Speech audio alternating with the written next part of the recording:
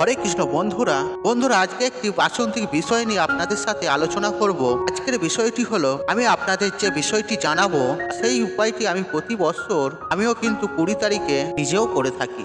সুতরাং বন্ধুরা আপনারাও করুন, আর এর বেনিফিটটি পারলে আপনারা এবছর অবশ্যই নিন। দেখুন বন্ধুরা, প্রতি বছর 20 জুন দুর্ভাগ্যকে কাটিয়ে সৌভাগ্যকে ফিরে আনার দিন হিসেবে গণ্য করা হয় স্পার অ্যাস্ট্রোলজি।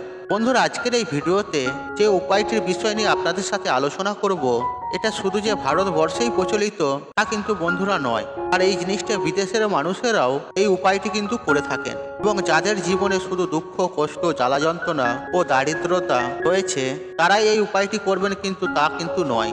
যারা ভালোও রয়েছেন তারাও কিন্তু এই উপায়টি করতে পারেন। তার কারণ হচ্ছে বন্ধুরা, আজকের দিনে 80% মানুষ জেনে রাখুন অসুখী, এবং কি কারো কাছে টাকা পয়সা বিপুল তো রয়েছে, তার হয়তো সুখ শান্তি নেই এবং কি শারীরিক সমস্যায় তিনি ভুগছেন। আজকের তারিখে কেউ সম্পূর্ণ নয়। যার অর্থ রয়েছে তার শরীর ঠিক নেই, বা যার শরীর ঠিক রয়েছে তার অর্থ নেই, বা পারিবারিক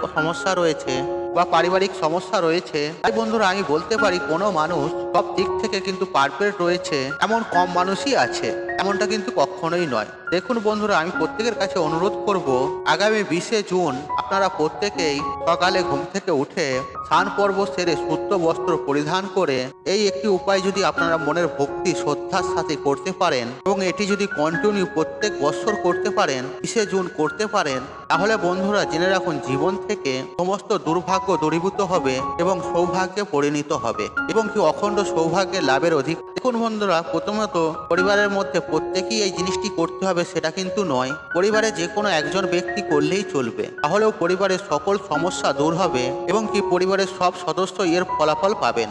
দেখুন বন্ধুরা, একটি জ্যোতিষশাস্ত্রের একটি উপায় খুবই কার্যকারী উপায়, এবং যারা এই উপায়টি করেন তারা ডেফিনেটলি একটা দারুণ রেজাল্ট কিন্তু জীবনে পান। সব দিক থেকে পারিবারিক সমস্যা বলুন, বা অর্থনৈতিক সমস্যা, আপনার উপর ঋণের বোঝা আছে সেই সমস্যা, আপনার সন্তান সম্পত্তি নিয়ে আপনি পরিশান আছে সেই সমস্যা, আপনার চাকরি ব্যবসা নিয়ে সমস্যা, বা আপনি দীর্ঘদিন ধরে রোগ জ্বালায় ভুগছেন সেই সমস্যা, মানব জীবনের যে সমস্যাগুলি রয়েছে সেগুলোকে আপনারা কিন্তু নিজেরাই খণ্ডন করতে পারবেন সামান্য 20 জুন এই তারিখটিতে বিশেষ এই উপায়টির মাধ্যমে। দেখুন বন্ধুরা, সারা বছরের মধ্যে 20 জুন এমন একটা তারিখ, যদি আপনারা নিজেরা পারেন নিজের দুর্ভাগ্যকে কাটিয়ে সৌভাগ্য জীবনে ফিরিয়ে আনতে, আর এই সৌভাগ্যকে ফিরিয়ে আনার জন্য আপনাদের প্রয়োজন দুটি জিনিসের। সামান্য এই দুটি জিনিস আপনাকে সংগ্রহ করতে হবে। বন্ধুরা, এই দুটো জিনিস কি সংগ্রহ করতে হবে আপনাদের, চলুন আমি আপনাদেরকে বলে দিই। একটা হচ্ছে ফুলযুক্ত নিখুঁত লবঙ্গ, আরেকটি জিনিস হলো সুন্দর দেখে একটি কাগজি লেবু। এই দুটি জিনিস আপনারা খুব কম মূল্যেই আপনারা পেয়ে যাবেন, বা যে কোনো ফলের দোকানে আপনারা পেয়ে যাবেন।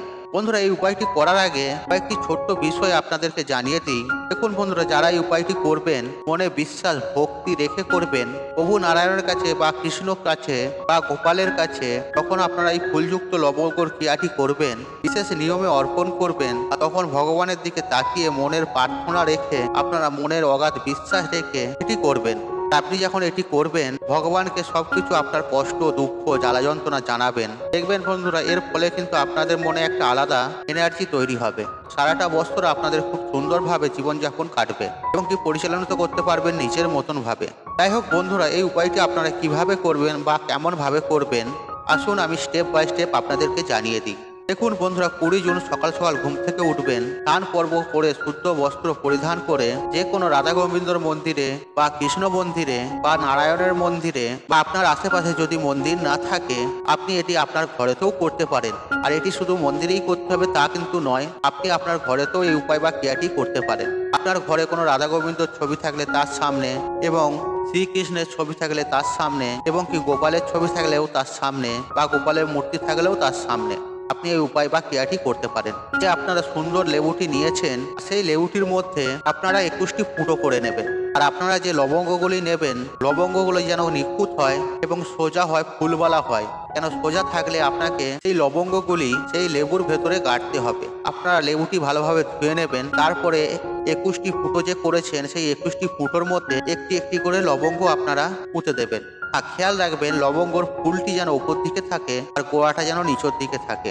যখন আপনারা এই লবঙ্গগুলি গাঁথবেন, আপনাদের মনস্কামনা, মনোবাসনা, মনোবাঞ্ছনা, আপনাদের যাবতীয় সমস্যা, যেমন ধরুন আপনার আর্থিনৈতিক সমস্যা, আপনার সন্তান সম্পত্তির সমস্যা, বা আপনার ব্যবসার সমস্যা, বা আপনার চাকরির সমস্যা, বা আপনার বাড়ির কোনো সন্তান সম্পত্তির বিবাহ হচ্ছে না সেই সমস্যা, বা আপনার বাচ্চা পড়াশোনা করছে না সেই সমস্যা, বা আপনার শত্রু পিছনে লেগে আছে সেই সমস্যা, আপনার যাবতীয় সমস্যা আপনি একটা একটা করে বলবেন আর একটা একটা করে লবঙ্গ সেই লেবুটির মধ্যে গাঁথতে থাকবেন।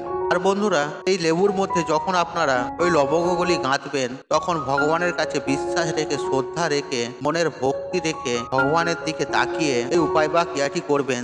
দেখবেন আপনি কিছুক্ষণের মধ্যেই এর কিছু অনুভব করতে পারবেন। তারপরে আপনাদের ওই 21টি লবঙ্গ গাঁথা হয়ে যাওয়ার পর সেই লেবুটিকে নিয়ে যে প্রভু নারায়ণ বা কৃষ্ণের চরণে, বা আপনি যে ভগবানের সামনে এই উপায় বা ক্রিয়াটি করেছেন সেই ভগবানের চরণে এই লেবুটি নিবেদন করে দেবেন। তারপর আপনি হাত জড়ো করে আপনার সমস্ত মনের ইচ্ছা ব্যাখ্যা করবেন। আর এর মধ্যে যদি আপনার কোনো মনের ইচ্ছা হয়তো বাকি রয়ে গেল, সেগুলো আপনি আপনার সমস্ত ঈশ্বরের সামনে ব্যাখ্যা করে দেবেন। এরপর সেই লেবুটি সারাদিন ঈশ্বরের চরণেই রেখে দেবেন। আপনি যে ভগবানের সামনে এই উপায় বা ক্রিয়াটি করেছেন তার চরণে সারা দিনটি রয়ে যাবে। পরের দিন অর্থাৎ 21শে জুন কালে স্নান পর্ব সেরে শুদ্ধ বস্ত্র পরিধান করে ওই লেবুটি ভগবান নারায়ণের চরণ থেকে সংগ্রহ করবেন এবং যে কোনো আপনাদের সামনাসামনি প্রবাহিত জলে ভাসিয়ে দেবেন। পুকুরেও ভাসাতে পারেন, আপনি নদীতেও ভাসাতে পারেন, বা সমুদ্রেও ভাসাতে পারেন, গঙ্গাতেও ভাসাতে পারেন। আপনি সেই লেবুটি বিসর্জন দিয়ে দেবেন। হয়তো যাদের বাড়ির আশেপাশে পুকুর বা নদী বা কোনো ঝিল নেই, তারা এই উপায়টি করবেন বা এই লেবুটি সেখানে রাখবেন, একটি গাছের গোড়ায় রেখে দেবেন। মনে রাখবেন, আপনার বাড়ির কোনো গাছের গোড়ায় রাখবেন না, আপনারা একটু দূরে চলে যাবেন। দূরে যেয়ে অসত্য গাছ বাদ দিয়ে যে কোনো গাছের গোড়ায় রেখে দেবেন, রেখে দিয়ে চলে আসবেন। দেখবেন বন্ধুরা, এর সাথে সাথে আপনাদের দুর্ভাগ্য বিসর্জন হয়ে যাবে। দেখুন বন্ধুরা, স্বয়ং নারায়ণ বলেছেন তিনি হলেন সৃষ্টির পালনকর্তা, আর ব্রহ্মাদেব হলেন সৃষ্টিকর্তা। প্রভু নারায়ণ হচ্ছেন পালনকর্তা, সৃষ্টির পালনকর্তা, সৃষ্টিকে রক্ষা করেন। মহেশ্বর হলেন দেবাদিদেব, মহাদেব হলেন ধ্বংসকর্তা। প্রভু নারায়ণ স্বয়ং বলেছেন এই 20 জুন যারা আমাকে মনে রাখে এবং যারা এই উপায়টি করেন, তাদের জীবন থেকে সমস্ত দুঃখ, কষ্ট, জ্বালা যন্ত্রণা আমি হরণ করে নিই। বন্ধুরা, যারা এই উপায়টি করবেন না তারা সত্যিই দুর্ভাগা। যদি দুর্ভাগ্যকে ফেরাতে চান এবং কি ভাগ্যকে নিজের হাতের মুঠোয় রাখতে চান, তাহলে অবশ্যই আমি প্রত্যেকের কাছে অনুরোধ করব এই উপায়টি বাড়ির একজন হলেও করুন। আর এই উপায়টি বাড়ির মধ্যে যে কেউ করতে পারে, আর এর বেনিফিট বাড়ির প্রত্যেকটি সদস্য পাবে, যা আমি ভিডিওর প্রথমেই আপনাদেরকে বলে দিলাম। এবং যারা এই উপায়টি প্রত্যেকটি বছর করবেন, জেনে এখন তারা সারা জীবন সুখ শান্তিতে থাকবেন এবং কি তাদের জীবনে কখনো দুর্ভাগ্য নেমে আসবে না। তবে হ্যাঁ বন্ধুরা, এই বিষয়টি করার জন্য আপনাকে সব থেকে প্রথম জিনিসটি হলো, সেটি হলো ভক্তি ও বিশ্বাস। আপনার কাছে যদি ভক্তি না থাকে, আপনি ভগবানকে পাবেন না, আর বিশ্বাস না থাকে, তাহলে আপনি কোনো কাজ সাফল্য করতে পারবেন না। সেই জন্য এই দুটো জিনিস আপনার কাছে তো চাই, আর এই দুটো জিনিস রেখে আপনি করেই দেখুন, আপনি ফলাফল পাবেন হাতে নাতে। আর বন্ধুরা, যে কোনো উপায় বা টোটকা মনে যদি বিশ্বাস না থাকে, তাহলে আপনি করতে যাবেন না, তাহলে এর ফলাফলও আপনি পাবেন না, অযথা আমাদের ঘরে দোষ দেবেন।